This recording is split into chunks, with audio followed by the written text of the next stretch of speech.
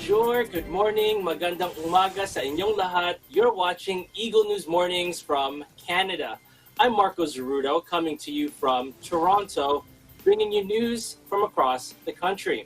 Now, maybe you're eating breakfast right now, we're getting ready to go out. Again, when you do go out, like we always remind you, continue to practice proper distancing. Let's all be responsible so that we can keep yourself and our families safe. Now, we will do our best to always keep you informed, entertained, but most especially updated with news coming from Canada.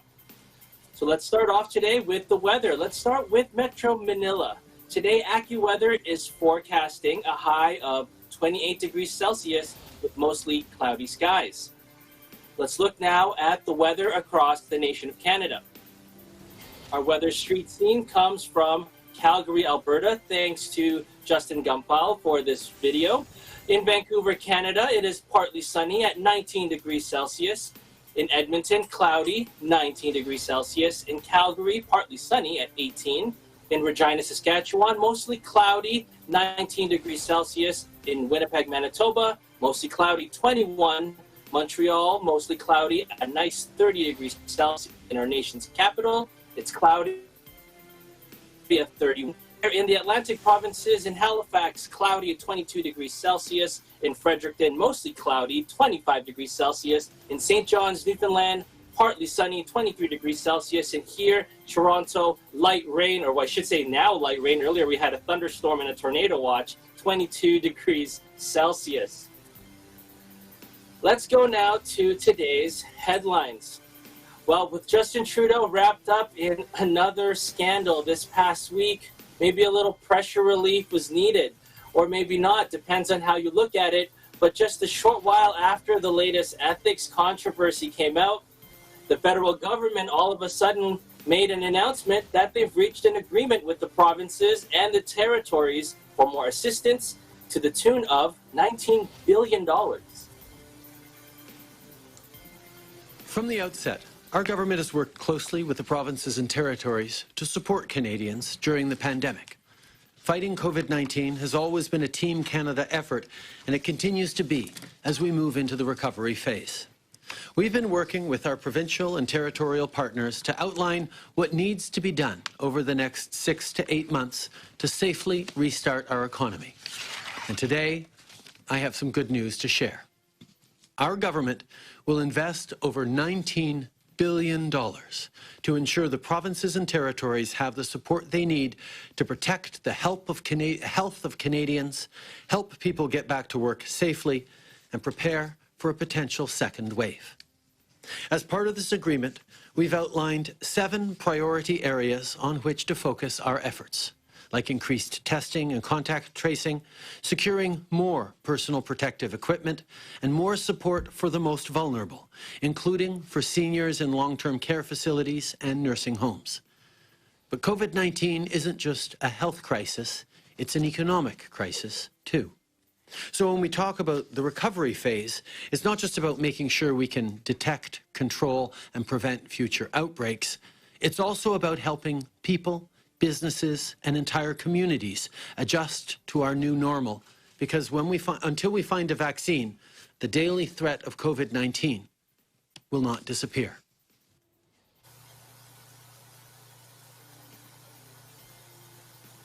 Now, a lot of detail and a lot of help promised, and hopefully we will see that pull through, and it will help not only the provinces, the cities, but everyone in Canada. Now, the Ontario Premier, Doug Ford, is going across the province to see the progress and also to thank Ontarians for uniting in the efforts during this pandemic. Now, he also made an announcement regarding this new deal with the Trudeau government.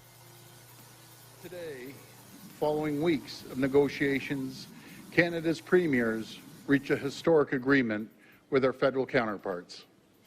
This agreement will see over $19 billion in desperately needed COVID-19 relief funding flow to Canada's provinces and municipalities. This funding will support us as we get the economy going over the next 6 to 8 months, with Ontario's share sitting at approximately $7 billion. My friends, this is good. This is great, actually, not even good. This is a great deal for Canada, and it's a great deal for Ontario. I want to thank my counterparts from across the nation. During this hour of the greatest need, Canada's premiers stood shoulder to shoulder. We stayed together as a country, as Canadians. And this historic agreement proves what we can do as a nation when we stand united. I want to thank the Prime Minister for his leadership and continued support for all Canadians. The federal government is stepping up and supporting Canadians when we need it most.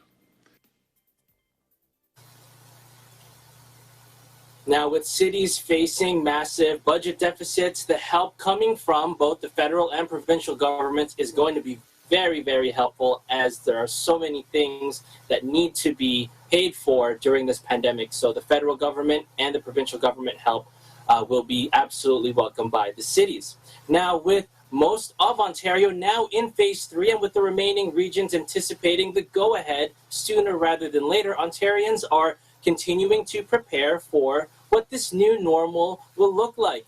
So what exactly is phase 3? According to the Ontario government website, nearly all businesses and public spaces will be able to gradually reopen in stage 3 with the public health and safety or health and workplace safety restrictions in place. Now, while some high-risk venues and activities will remain closed until they can safely resume, of course, operations based on the advice of the CMO of health and other health experts, indoor and outdoor gathering limits will be increased, but physical distancing remains a requirement for all those who are not from the same household or the social circle. So with this gradual approach to reopening the province, they're going to continue to monitor key public health indicators so that they will be able to even ease more restrictions as they move forward. Now, when we talk about these gatherings in phase 3, indoor gatherings will now be increased to 50. Outdoor gatherings will now be increased to 100. But when we talk about social circles, what exactly are social circles? Well, social circles, according to the government definition, is a group of up to 10 of the same people who can interact with one another without physical distancing. But of course, you are not to be part of different social circles. You want to be a part of the same 10.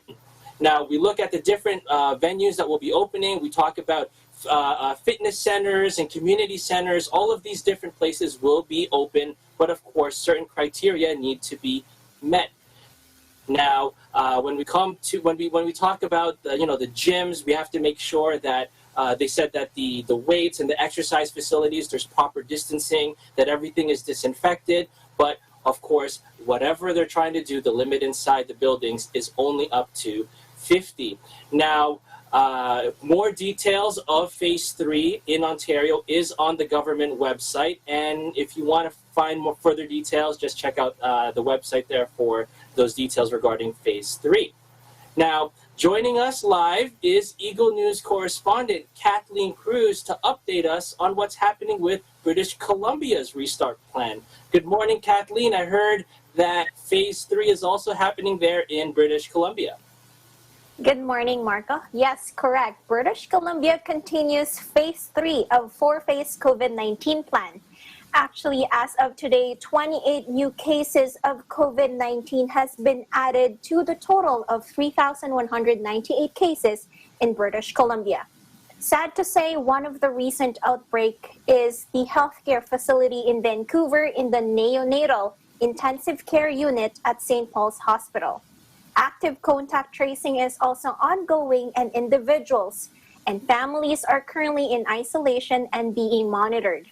According to Dr. Bonnie Henry, BC Provincial Health Officer, the unit has been closed for cleaning, but the other section of the hospital continues their operation, so infants and families continue to receive the care they need. Moreover, the additional new cases of COVID-19 in British Columbia are individuals in their 20s and 30s connected to social events, and public health authorities are proactive in rapidly identifying transmissions in the communities. Dr. Bonnie Henry said, we are asking everyone to use your connections and influence, whether on social media or in person, to share the message to socialize safely and spread kindness, not the virus. Travelers are also being advised to continuously monitor the BC Center for Disease Control as they continuously to provide updates of flights with potential COVID-19 exposure. Actually, recently there have been public announcements of flights with possible exposure from different provinces and cities arriving the Vancouver International Airport. Dr. Bonnie Henry is urging Canadian Airlines to improve passenger screening and flexible cancellation policies if the passenger is not feeling well. In Vancouver, Kathleen Cruz, Eagle News, will live in interesting times. Thank you very much for that, Kat. So, Bonnie Henry seems to be, throughout this pandemic, she's turned out to be kind of a rock star, right? Everyone's listening to what she's saying. Everyone is making sure that, whatever Dr. Bonnie Henry says, let's continue to follow. So when we talk about here, Canadian Airlines, travel, just getting out of the house, I got two questions for you. Since Canada is seeming to flatten the curve, let's try to get some good news going. Since this lockdown, and now that you're in phase 3, once all of this is over, where in British Columbia are you planning to go with you, the family, the friends? Is there anywhere that you definitely just want to get out of where you are right now and visit? Actually, I wanted to visit outside of the province. I am a fan of international travels, but as international travels are not being recommended by the government, and of course I don't want to travel internationally as well. I really wanted to go across different provinces, like visit Ontario, for example, or visit Montreal. So those are the places that I wanted to go, but let's wait and see on how things are going to go and how the cases of COVID-19. And you know what? I wanted to keep me and my family safe. So as much as possible that we needed to stay in the province, maybe I would go somewhere 3 to 4 hour drive away from Vancouver. Would be nice. Oh, well, that's great, Kat. So one quick last question. If you go to Montreal, I definitely recommend visiting Montreal. It's a beautiful place. Since you do say you are kind of more international, so if you could choose, or from those of your friends who are talking, once all of this is over, where's the one place that everyone needs to go after this is all over? Oh, that's a really good question, Marco. But I always wanted, actually before the COVID-19, I was planning to go country trekking in the mountains of Peru.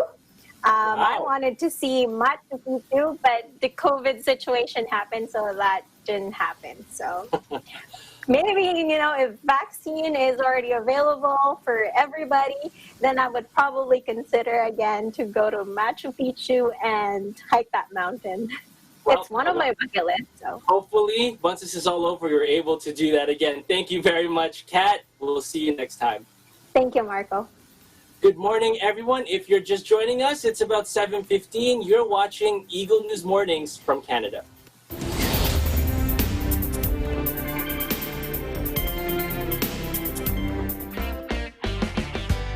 This weekend, tara na't mamangha sa galing at talento ng mga Pinoy sa iba't ibang sulok ng mundo. It's now or never.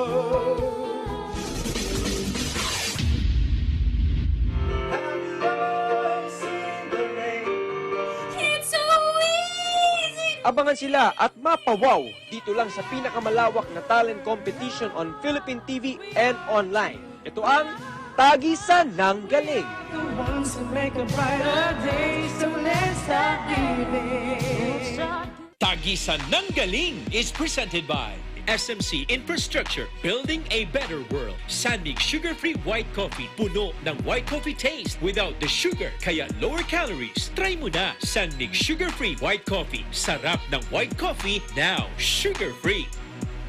VegApprove NutriChoice, the only premium dog food with active boost for optimum energy and prebiotics that help strengthen immunity. Just like Catherine Bernardo, gawing listo ganado ang fur babies niyo. Listo ganado sa NutriChoice. Magnolia Chicken Templados, delicious, ready to cook and freshly marinated daily. Pure Foods Lunch and Meat, pure sarap for every family. Star Chunky Cheese Corned Beef, ang cheesy ng corned beef mo. Walang duda, kids can tell na #1 ang Pure Food Standard Juicy. Ang tender, ang juicy, ang sarap. Co-presented by Cougar, expert in air conditioning and electromechanical.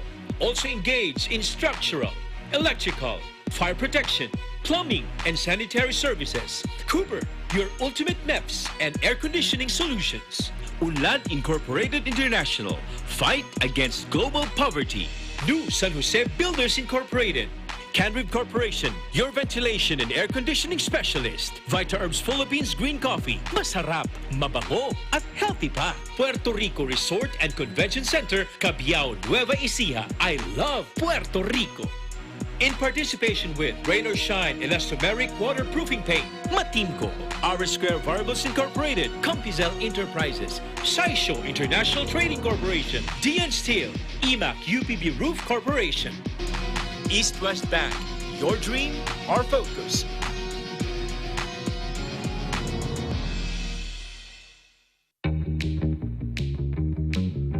Hey, Gretchen Ho here, and I'm a white coffee lover. Creamy kasi, and very yummy. Pero mas masarap kung hindi nakaka-guilty.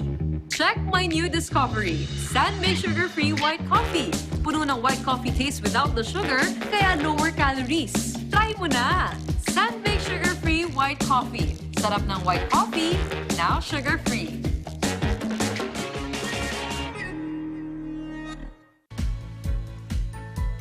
The Bulacan Bulk Water Project is a treatment facility that will provide bulk water to the 24 municipalities of Bulacan to meet the increasing water demand of its residents. Through concessionaire, SMC Infrastructure also initiated the significant improvements of the Manila North Harbor Port, the country's busiest port. Listo at ganado ang baby ko sa vet-approved Nutri-Chunks. With active boost and prebiotics na pampalisto. Made with real meat, with essential nutrients to help them grow healthy and happy. Listo, ganado sa Nutri-Chunks. Ikaw lang ang star ng buhay ko. Para sa akin, perfect ka.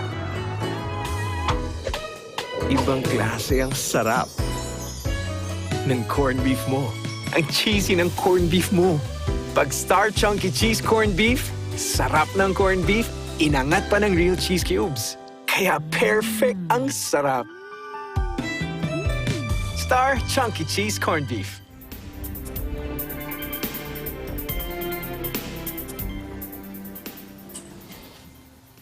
Welcome back. This is Eagle News Mornings from Canada. I'm Marco Zerudo. It's now 7:20. In sports, the Canadian Elite Basketball League is set to become the first league in Canada to return to play with the CEBL Summer Series later this month. Now, our Eagle News sports guru, Anthony Sevilla, had an exclusive interview with former PBA import and the most recent signee of the Fraser Valley Bandits, Olu Oshalu, ahead of the CEBL Summer Series. Hello everyone, I'm Anthony Sevilla for Eagle News, and joining me from his home in Toronto is former PBA import for the NLEX Road Warriors and the most recent signee for the Fraser Valley Bandits, Olu Oshalu. How's it going, Olu? Good, man. Can't complain. Can't complain at all, man. So the CEBL has been getting more and more big-name Canadian players to come join the league. What enticed you to join this season? Well, it being here in Canada, gives me like a different feel. Like I played in the NBA was also like an introduction to playing here in Canada, playing locally, where friends and family can kind of watch. Obviously, you can't come to the games, but they can stream online. And, for me, it's just the familiarity of playing with guys that I grew up with, guys that I grew up playing the games or with. So it's kind of like that old, like back in high school, we find a gym and we play pickup, right? And we play pickup forever. And this is kind of like that same feel, the same guys that have been around for years, but now we're just kind of making the more, professional scenario. When's the last time you were able to pick up a basketball? It was 3 months, like 3 months of just cardio, resistance band workouts. Just at a point, I didn't feel like a basketball player anymore. So I wasn't shooting, I wasn't touching the basketball, I wasn't dribbling. I was just trying to just keep in shape, in some kind of shape. So yeah, it was like a 3-month gap between actually doing something basketball focused. Are you dealing with any injuries right now? I think everyone at this age is dealing with some type of little knick-knack. I wouldn't really call them injuries. I just say I'm not 100% injury-free like I was when I was 16 years old. I was trying to jump out the gym and dunk on everybody. But, there's little nagging injuries that I've had over the years, and one that, caused me to withdraw from playing for NLEX. But nothing that's really going to hold me back from, producing on the court come game time. How was your negotiations with the team? A few of my close friends, Junior Cadogan, Kyle Johnson, they signed much earlier than I did. And they were kind of trying to bring me along. Hey, man, come play with us this summer. Hey, come out to Fraser Valley with us.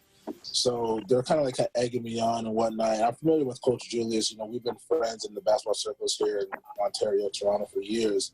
So eventually I kind of caved in. I was like, all right, cool, man, let's do it. Let's do it. How much do you know about the current group of guys that they got right now, including Coach Julius? And Coach Julius, never played for him. Been around him, spoke, communicated, all that, but I've never actually played for one of his teams, so this will be the first. Excited to see you back on the court in St. Catharines. Looking forward to it. Thanks, man. That was Olu Ashalu, former NLEX Road Warrior in the Philippine Basketball Association. You can see Olu and the Fraser Valley Bandits compete in this year's CEBL Summer Series in St. Catharines, Ontario, when they take on the Edmonton Stingers. In Vancouver, Anthony Sevilla, Eagle News, we live in interesting times. Thank you very much for that, Anthony. Now, the Canadian football team, the Edmonton Eskimos, is considering changing its name after one of its sponsors rethinks their partnership with the team. Eagle News sports correspondent Jolty Horvat reports. The Edmonton Eskimos are making headlines once again. A few weeks ago, I had mentioned that the Eskimos organization announced they would keep their name despite being a derogatory colonial-era term for the Inuit. Well, things appear to have changed. TSN and Post Media are both reporting that the club will now, in fact, make a change. This comes after one of the club sponsors, Bel Air Direct, had announced they are rethinking their partnership with the team due to the name. Now, the Eskimos organization itself is not confirming these reports just yet.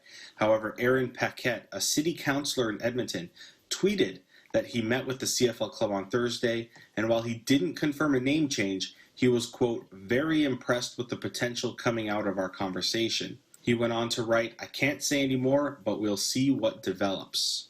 Current and former players of the organization are also starting to tweet out their feelings on the name change and offering their suggestions, which further pushes the idea that the name will in fact be changed.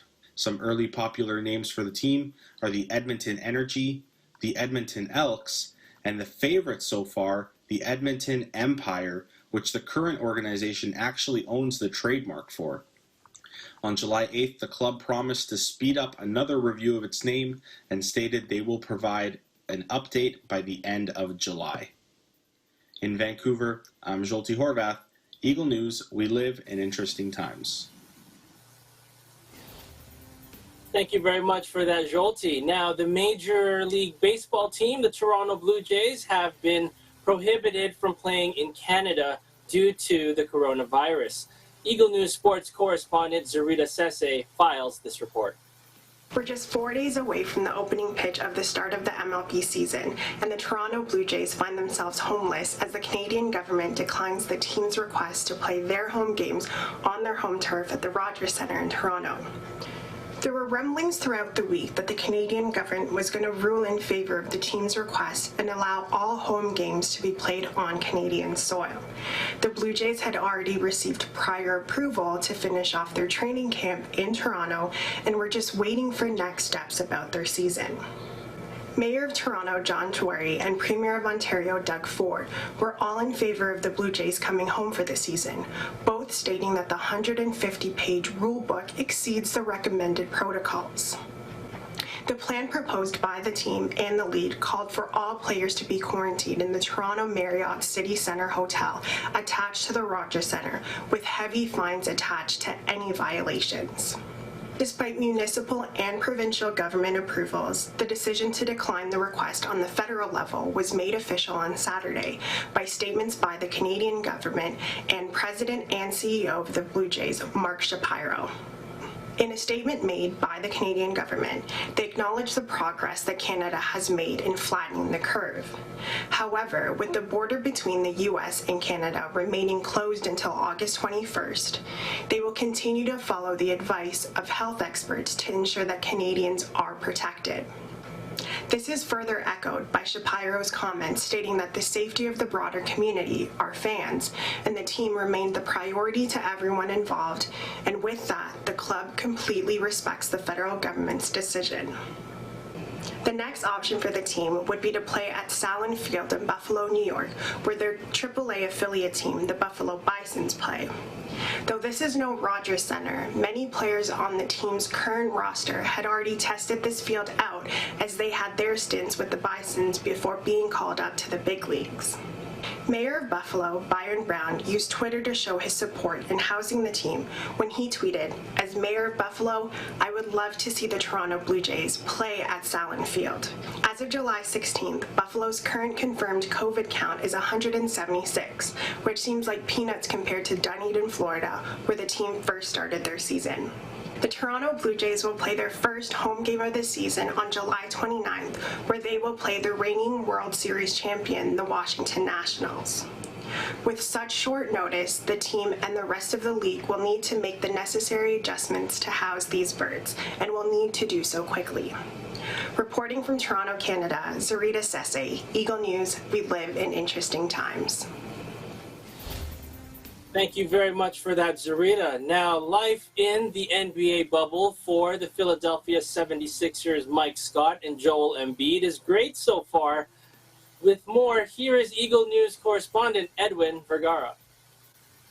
How are the Philadelphia 76ers, Mike Scott and Joel Embiid, adapting to life in the bubble?